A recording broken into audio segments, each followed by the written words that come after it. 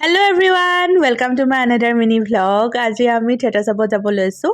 আজি প্ৰথম দিন নিশা আৱাহন থিয়েটাৰৰ আৰু আমি একদম প্ৰস্তুতি বাক চাবলৈ যামেই বুলি কৈ এয়া ওলালোঁ আৰু দেই। এয়া আমি পালোহি আৰু আমাৰ টিকেটটো পেট্ৰনৰ হয়। থিয়েটাৰখন ষ্টাৰ্ট হ'ব 7:30 পৰা। কিন্তু আমি এতিয়া 5টা বজাত আহি বহি আছোঁহি। আমি খাই ষ্টাৰ্ট কৰিছোঁ এতিয়া প্ৰায়।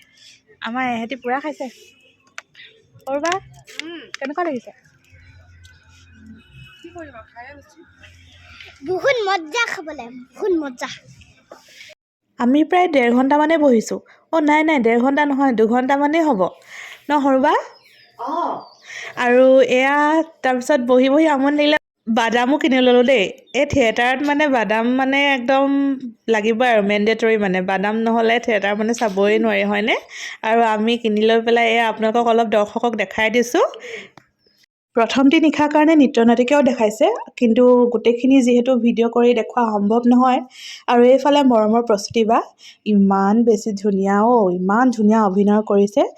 আৰু নাটকখন পৰিয়ালৰ সকলোৰে লগত আপোনালোকে চাবলৈ যাব পাৰিব।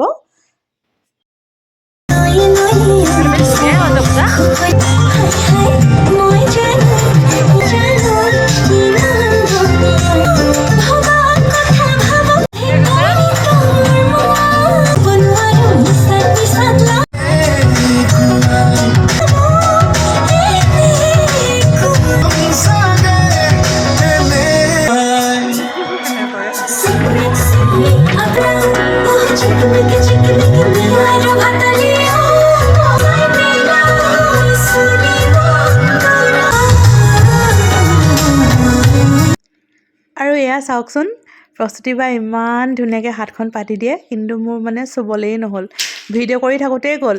আৰু এই ড্ৰেছযোৰৰ যে ইমান ধুনীয়া লাগিছে নহয়।